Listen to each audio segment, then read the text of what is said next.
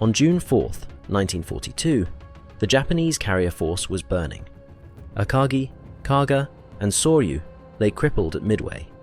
Only one ship remained, Hiryū. With Admiral Yamaguchi refusing to retreat, Hiryū launched desperate strikes that crippled USS Yorktown. By evening, American dive bombers found her too. Within hours, Hiryū was a flaming ruin, the last of Japan's carriers to fall at Midway. This is the story of Hiryū, her design, her brief but violent service, and her desperate final battle at Midway.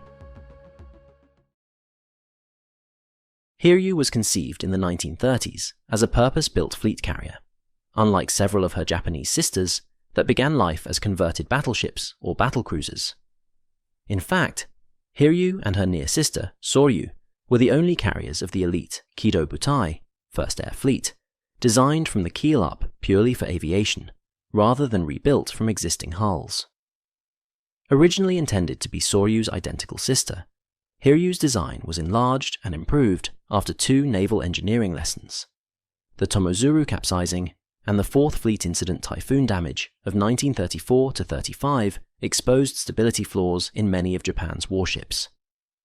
As a result, Hiryū was built with a broader beam, strengthened hull, and increased protection compared to Sōryū. These changes made Hiryū sufficiently distinct that she is often considered a class of her own. At 746 feet in length, with a full load displacement around 17,600 tons, Hiryū could make an impressive 34 knots. She was armed with 6 twin 5-inch dual-purpose guns and a suite of 25mm anti-aircraft guns, though like most early war carriers, her AA defences left much to be desired. Her true strength lay in her air group, roughly 70 aircraft, about 57 operational with spares, consisting of Mitsubishi A6M0 fighters, Aichi D-3A Val dive bombers, and Nakajima B-5N Kate torpedo bombers. Notably, Hiryū was one of only 2 carriers ever built with its command island on the port side, the other being Akagi. Her bridge sat to the left and further aft, slightly intruding over the flight deck, an unconventional layout meant to facilitate simultaneous flight operations with her division mate Sōryū. This unique portside island earned Hiryū a distinctive profile and symbolized her innovative design. In Japanese, Hiryū means flying dragon, an auspicious name that befitted the sleek and purpose-crafted carrier that joined the fleet in 1939.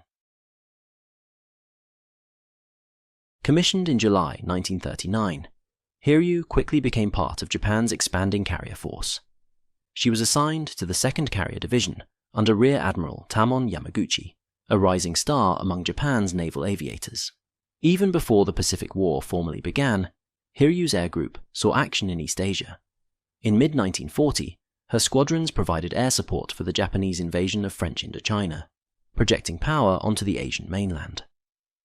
By late 1941, Hiryū and her sister carriers formed the striking arm of Kido Butai, poised for the opening blow of World War II in the Pacific. On December 7, 1941, Hiryū's aircraft joined the attack on Pearl Harbor, launching waves of bombers and fighters against the US Pacific Fleet. Her pilots strafed airfields and bombed warships. Some sources credit Hiryū's dive bombers with contributing to the destruction of USS Arizona on Battleship Row. A week later, Hiryū also took part in the assault on Wake Island, helping subdue that stubborn American outpost after the first Japanese attack had been repelled. In the early months of 1942, Hiryū ranged across the Pacific as Japan's naval offensive rolled on. In January-February, she and her consorts supported the conquest of the Dutch East Indies, striking targets from the Philippines down through Indonesia. On February 19, 1942, Hiryū's air wing participated in a massive carrier raid on Darwin, Australia, bombing the harbour and airfield in one of the first attacks on the Australian mainland. In April 1942, she joined Admiral Nagumo's carriers in the bold Indian Ocean raid. Hiryū's dive bombers and torpedo planes helped hunt down and sink British ships, including 2 heavy cruisers, HMS Cornwall and HMS Dorsetshire, and terrorised Allied bases from Ceylon to the Bay of Bengal. This thrust into the Indian Ocean showcased the striking power of Japan's carriers at their peak. By late April, however, Hiryū returned to Japan for a short refit. The frenetic pace of operations had taxed ship and crew, and a brief maintenance period was needed to prepare for the next big mission. Even as Hiryū refitted, another drama was unfolding in the South Pacific. The Battle of the Coral Sea, early May 1942, marked the first carrier duel of the war. Hiryū did not participate in Coral Sea. That battle was fought by her sister carriers, Shokaku and Zuikaku, which suffered damage and aircrew losses. Those losses meant that Japan's two newest fleet carriers would miss the upcoming Midway operation. Thus, when Admiral Isoroku Yamamoto set in motion his plan to ambush the US Navy at Midway Atoll, Hiryū was one of only 4 fleet carriers available for the strike force. Together with Akagi, Kaga, and Sōryū, she sailed as part of Nagumo's first air fleet in late May 1942, heading east into history.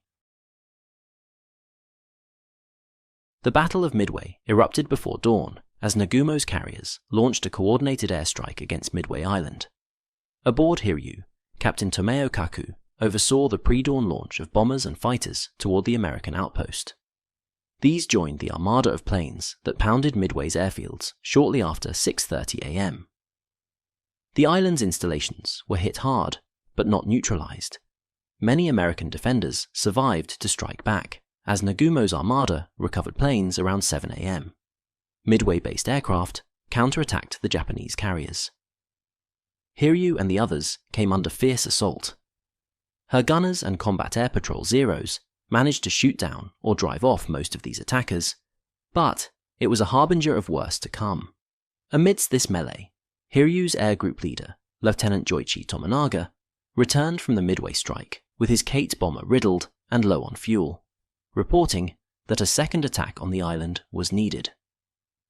This report helped shape Vice Admiral Nagumo's fateful decision to rearm his reserve planes for a land strike, just as American carrier aircraft were closing in. By 10:20 a.m., Midway's turning point arrived. While Hiryū's crew scrambled to arm torpedoes and refuel planes for a potential second Midway strike, dive bombers from USS Enterprise and Yorktown pierced the skies above the Japanese fleet. In a span of minutes, 3 carriers, Akagi, Kaga, and Sōryū, were struck by well-placed 1,000-pound bombs that turned them into flaming wrecks.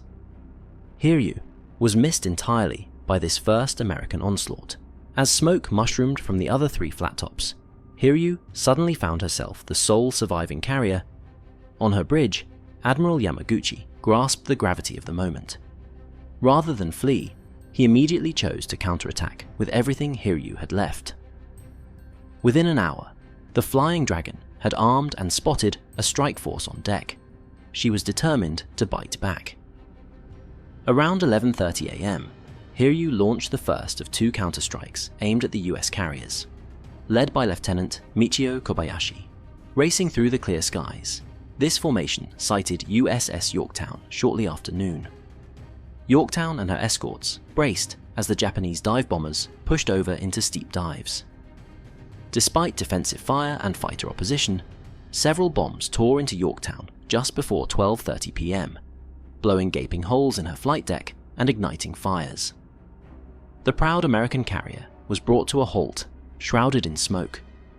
Believing they had sunk one enemy carrier, Hiryū's pilots returned triumphant. In reality, Yorktown's crew managed to quench the fires within an hour, and miraculously, the battered carrier got underway again. Unaware of Yorktown's survival, Admiral Yamaguchi prepared Hiryū's second wave to target the remaining US carriers. At 1:30 p.m., Hiryū sent off 10 Nakajima B-5N Kate torpedo bombers, 1 borrowed from Akagi's detachment to make up numbers, escorted by 6 Zeros, including 2 from Kaga. Yamaguchi astutely ordered this strike to seek a different carrier than the one hit earlier, to maximize damage. As this second wave approached the American task force around 2:30 p.m., they found what looked like an untouched carrier plodding below. In fact, the resilient Yorktown. The Japanese, thinking this must be a fresh target, either Enterprise or Hornet, pressed the attack. Yorktown's anti-aircraft guns and a handful of defending Wildcats managed to shoot down several incoming Kates, but some got through. Amidst fierce low-level maneuvering, 2 torpedoes struck Yorktown's flank in quick succession. Explosions ripped open her port side, knocking out boilers and power. Within minutes, the once again crippled Yorktown began listing heavily as flooding spread. Captain Buckmaster ordered Yorktown abandoned at 3 p.m., her crew reluctantly leaping into the sea. Hiryū's second strike had achieved its goal. Yorktown was out of action. Of Hiryū's second wave attackers, however, only a few made it back. Losses were severe, and the carrier's air group was now largely spent. By mid-afternoon, Admiral Yamaguchi's aggressive counterpunch had badly hurt the US fleet, but he did not know that 2 American carriers, Enterprise and Hornet, were still operational. Yamaguchi signaled Nagumo, proposing to launch yet a third strike at dusk with any aircraft Hiryū had left, perhaps a piecemeal force of the few surviving bombers and fighters. It was a desperate thought. Hiryū by then only had 4 operational dive bombers and 5 torpedo planes remaining, plus some Zeros on deck. Nagumo, now aboard a cruiser after Akagi's demise, forbade the idea and ordered the fleet to withdraw westward. But by that point, the Americans had already located Hiryū and were preparing to finish the job. At 3:25, USS Enterprise had launched 26 SBD Dauntless dive bombers, including some planes from the damaged Yorktown, and USS Hornet sent another 16 dive bombers at 4 o'clock. These aircraft fanned out, searching for the remaining Japanese flat top. At 4:45, lookouts aboard Hiryū spotted enemy planes just as those same American Dauntlesses caught sight of Hiryū. The carrier and her escorts zigzagged desperately. Hiryū's few combat air patrol fighters, joined by surviving pilots from the other sunk carriers, clawed into the incoming squadrons. They managed to splash several Dauntlesses, but they could not stop the attack. Around 4:56, as Hiryū turned hard and her gunners blazed away, dive bombers from Enterprise and the orphaned Yorktown group commenced their dives. 4 1,000-pound bombs smashed into Hiryū in rapid succession.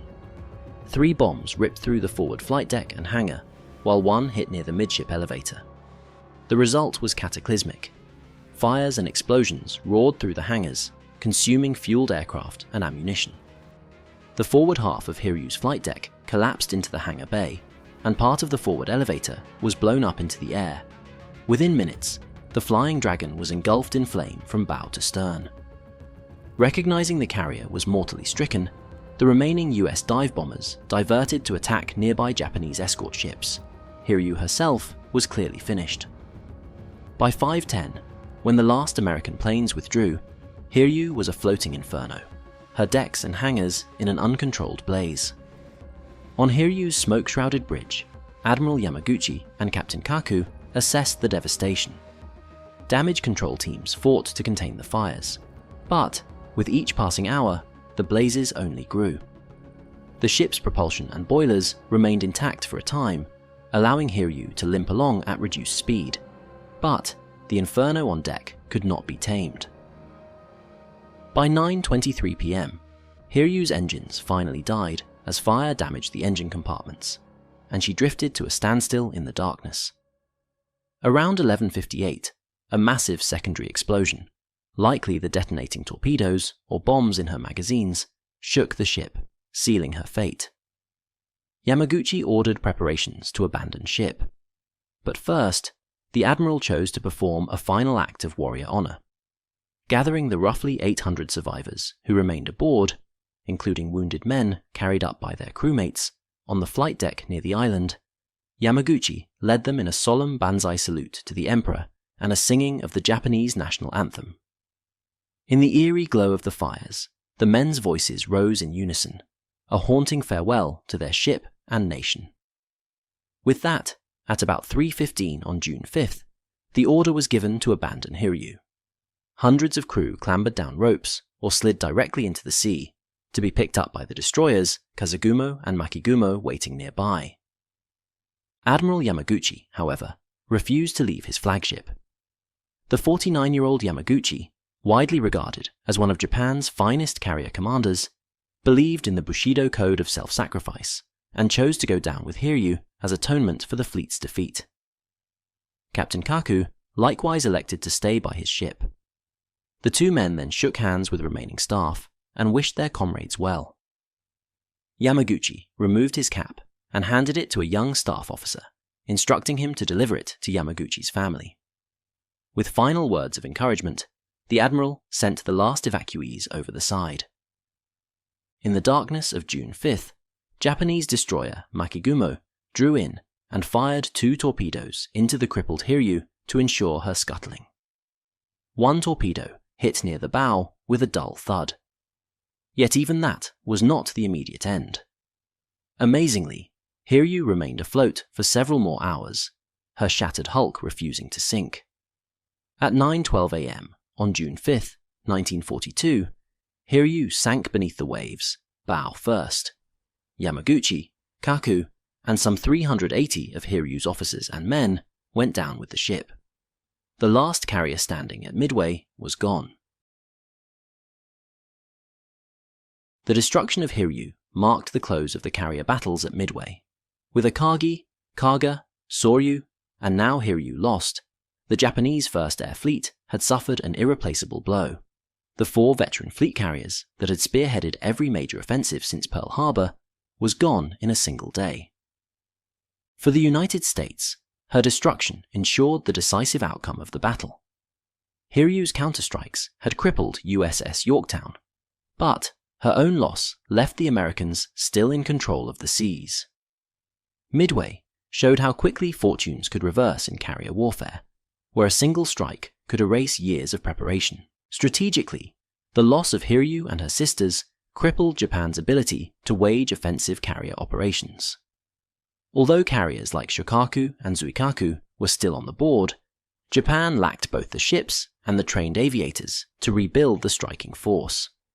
The Imperial Navy would fight on, but never again with the same balance of strength it had carried into 1942. For Japan, Midway marked the turning of the tide. Hiryū's brief career thus stood as both a testament to Japan's naval aviation and a symbol of its limits. From Pearl Harbor to Midway, she fought with determination, even striking back when all others were lost. But, like her sisters, she could not escape the fate of sudden destruction in the crucible of carrier warfare. As the last Japanese carrier to fall at Midway, Hiryū remains a powerful reminder of the battle that changed the course of the Pacific War.